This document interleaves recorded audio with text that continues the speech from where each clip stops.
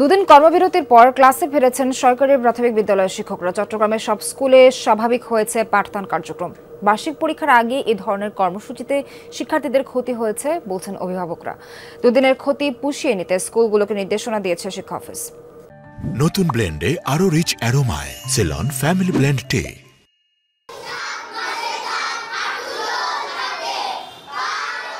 শিক্ষকদের কর্মবিরতির কারণে গত কয়েকদিন হয়নি কোনো ক্লাস। শিক্ষার্থীরা স্কুলে এসেও ফিরে গেছে। তবে দাবি পূরণের আশ্বাসে মঙ্গলবার সকাল থেকে ক্লাসে ফিরেছেন শিক্ষকরা। পুরোদমে শুরু হয়েছে শ্রেণী কার্যক্রম। আজকে ক্লাস হওয়া শুরু করছে। আজকে আমাদের অনেক ভালো লাগতেছে। সব বন্ধু বান্ধব একসাথে হয়েছি আমরা। আমাদের কিছু জিনিস আছে যেগুলো আমরা বাসায় গিয়ে সলিউশন করতে পারি না একলা একলা, এগুলো আমাদের ক্লাসে এসে শিক্ষক দেখে বুঝতে হয়। এই দুই ক্লাসে আমাদের ক্ষতি হচ্ছে যে আমরা যেগুলো বাদ গেছে পড়া সিলেবাসের মধ্যে এগুলো পড়তে।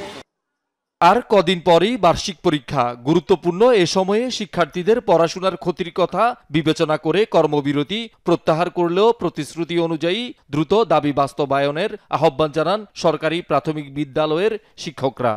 বাচ্চাদের খাতিরেই পুরোদমে ক্লাস শুরু, আর কিছুটা আমাদের ওটা যে দাবি পূরণের যে আশ্বাসটা দেওয়া হয়েছে আমরা সেটাও মেনে নিচ্ছি। আমাদের 11তম গ্রেড দিবেন বলে আশ্বাস, যদিও এখনো পর্যন্ত প্রজ্ঞাপন জারি হয়নি, তবে আমরা আশাবাদী। ডিসেম্বর 1 তারিখ থেকে ওদের পরীক্ষা শুরু। আমরা যেমন করে পারি বাড়ির কাজ পারি, বাড়তি ক্লাস দিয়ে পারি ওদের আমরা পুষিয়ে দিব। ক্লাসে ফিরতে পেরে আসলে আমাদেরও নিজেদেরও অনেক ভালো লাগছে। আমাদের কাজে হচ্ছে আসলে বাচ্চাদেরকে নিয়ে। বার্ষিক পরীক্ষার আগে এমন কর্মসূচি অনাকাঙ্ক্ষিত বলছেন অভিভাবকরা। শুক্র শনি বন্ধ থাকে, কাজ থাকে কদিন, কার্য দিবস আর কদিন হয়।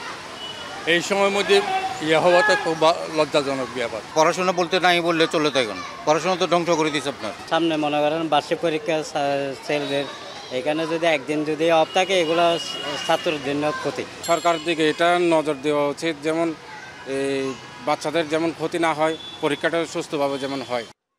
দুদিনের ক্ষতি পুষিয়ে নিতে স্কুলগুলোকে নির্দেশনা দিয়েছে জেলা প্রাথমিক শিক্ষা অফিস। শিক্ষকরা নিজেরাই কিন্তু বলেছেন তারা এটি পুষিয়ে নেওয়ার চেষ্টা করবেন। তা আমরাও নির্দেশনা দিব, শিক্ষকদেরকে অনুরোধ জানাবো তারা যেন শিশুদের কোনো ক্ষতি না হয় সেই বিষয়টি যেন তারা পুষিয়ে দেয়। 3 দফা দাবি আদায়ে ও পুলিশি হামলার প্রতিবাদে গত রোববার ও সোমবার সারা দেশের মতো চট্টগ্রামও সরকারি প্রাথমিক বিদ্যালয়ের শিক্ষকরা কর্মবিরতি পালন করেন। শহীদুল সুমন, যমুনা নিউজ, চট্টগ্রাম।